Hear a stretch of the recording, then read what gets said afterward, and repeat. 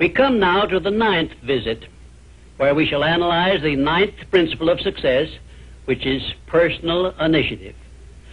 Personal initiative is the dynamo which starts the faculty of imagination into action, in the process of translating one's definite major purpose into its physical or financial equivalent. If you aim for success above mediocrity, you will need to learn to act on your own personal initiative, because your success is something which you must achieve for yourself without someone telling you what to do or how to do it.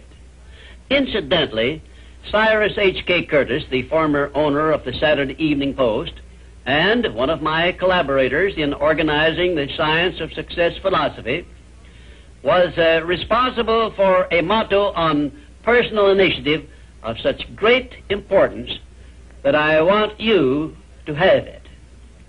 Said he, "There are two kinds of men who never amount to much: those who cannot do as they are told, and those who can do nothing else."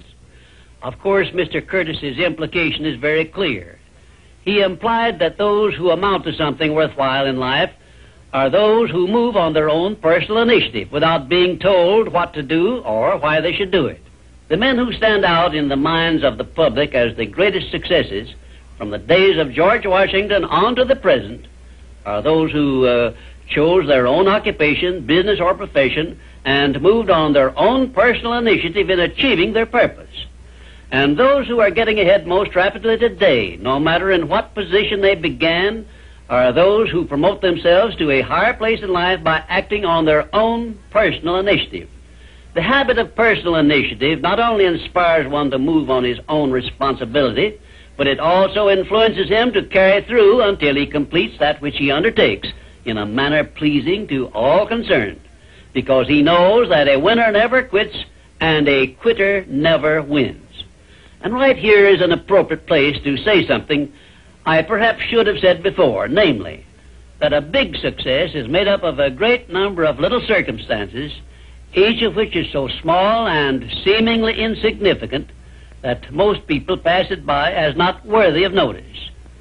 Some may think, for example, that the habit of personal initiative is unimportant, but we have only to take a look at the record of some of our greatest successes to recognize that personal initiative was an important factor without which they never would have achieved success. For example, no one told F.W. Woolworth to start a 5 and 10 cent store. The idea was his own. He acted on his own personal initiative in putting his idea into action and lived to see it yield him a fortune well above $100 million. My distinguished business associate, W. Clement Stone, started his insurance business on his own personal initiative with an operating capital of only $100.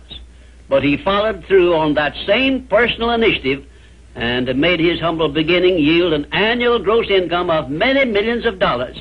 And it was that same habit of acting on his own personal initiative, of doing the thing he wanted to do, which inspired Mr. Stone to join forces with me in taking the Science of Success philosophy to millions of people throughout the world, an undertaking which it is believed may help more people to find their places in the world than has any other influence during the past 100 years.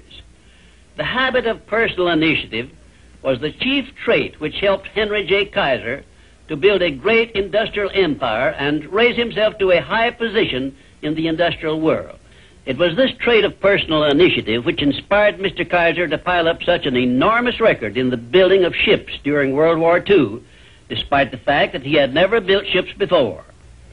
One day when I was lecturing to one of my classes, I mentioned Henry J. Kaiser's wonderful record in building ships more cheaply and quickly than experienced shipbuilders had been able to do, when one of my students spoke up and said, Mr. Kaiser's having been a friend of Jesse Jones of the Federal Reserve Bank did not hurt his chances of success any, did it? Well, for a moment it looked as if that question had placed me on a spot. But I soon recovered my composure and came back with this reply: no, his knowing Mr. Jones did not hurt his chances, but think of the thousands of industrialists, many of whom may also have known Mr. Jones, but did not use their personal initiative in getting his financial help. Personal initiative is one quality which inspires one to form friendships and to make contacts with people who can be of aid to them in times of need. It was my personal initiative which influenced Andrew Carnegie to give me an opportunity to organize the Science of Success philosophy. I now wish to give you an outline of the more important attributes of the person who has sufficient personal initiative to give him leadership in his chosen occupation. 1. First of all, the person who follows the habit of personal initiative has a definite major purpose in life and a plan for its attainment. 2. And a mastermind alliance with those whose help is essential in achieving his major purpose. 3. He has the necessary persistence and the will to win to carry him along when the going is hard and he meets with obstacles. 4. He makes decisions promptly when he has the necessary facts on which to base them and changes them slowly, if at all. 5. He follows the habit of doing more than he is paid for, and he does so in a pleasing, positive mental attitude. 6. He accepts full responsibility for everything he undertakes and never passes the buck when things go wrong. 7. He can take friendly criticism without resentment because he has learned to profit by it. 8.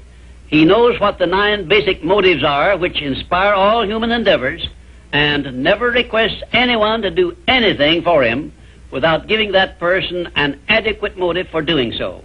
9. He never expresses an opinion about anything unless he has thought the subject through and is prepared to state how he came by his opinion. 10. He follows the habit of listening much and talking only when he has something to say which may benefit himself or others. 11. He has a well-developed sense of observation of small details and knows his job from the smallest detail to the greatest. 12. He never tells anyone to do anything without suggesting why it should be done and how it may be done best. 13. He follows the habit of concentrating his full attention on one thing at a time. 14. His mental attitude is positive at all times when he is in communication with other people. 15. If you ask him a question, he will give you a direct answer, even if he has to tell you he does not know the correct answer. 16. Last, but perhaps most important of all, he never puts off until tomorrow that which should have been done last week, because he knows that the habit of procrastination is near the top of the list of the causes of failure. If you can rate OK on each of these 16 traits of personal initiative, you are a leader in your field of endeavor. When you come to examine yourself on the subject of personal initiative, just remember that your success or your failure depends very largely on the action you take in connection with your occupation. No one will tell you what you should do. No one will tell you what not to do. The decision must be your own, and you must follow through and carry out your decision on your own personal initiative. If you work for wages or a salary, you should decide to promote yourself through your own personal initiative to the top of the scale in your occupation. And remember that your promotion is entirely in your hands. In my previous visits, I have given you a blueprint of the steps you should take in promoting yourself to whatever station in life you desire. Now, let me give you a brief review of 8 principles we have covered previously. 1. Definiteness of purpose. By now you should know what you want most from life, and you should have a plan for getting it. Here is the most important circumstance of your whole life where you must move on your own personal initiative because no one else can tell you what you should want most. 2. The mastermind principle. If you have not already formed a friendly alliance with those who can help you in attaining your major purpose in life, you should move on your own personal initiative and form this alliance at once. 3. Going the extra mile. This is a must if your major purpose is anything above mediocrity. 4. Applied faith. This is the principle which gives you power in carrying out your definite major purpose and all minor purposes. 5. A pleasing personality is an asset of priceless value, and it too is something you must acquire through your personal initiative. 6. Self-discipline.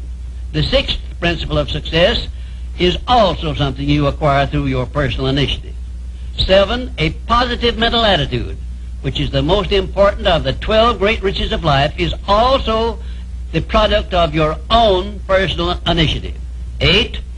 Enthusiasm is a state of mind which only you can generate through your personal initiative. You see, therefore, that personal initiative enters into every one of the success principles. And now, until our next visit, may I remind you that there are two types of people who never amount to anything. Those who will not do what they are told, and those who will do nothing else.